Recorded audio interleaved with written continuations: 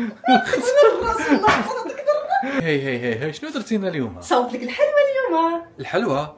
شنو الحلوى هذه؟ نسيت اسمها بحق هي حلوى صراحه. نشوف هذه الحلوى. هي سبلة من زيناتها ياك سبلة زيناتها. حالتها، ولكن هذه الحلوى ماشي قاصحه شويه؟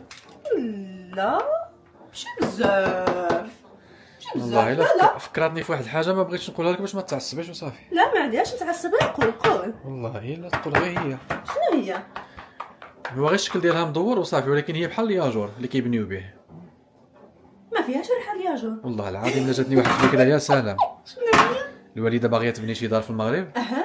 ايوا دابا باقي خصها غير الياجور.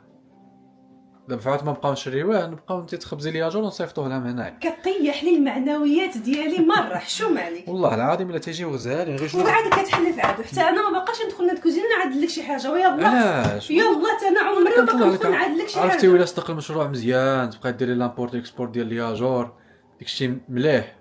حشوم عليك شحال كتقام عليك الياجور بعدا؟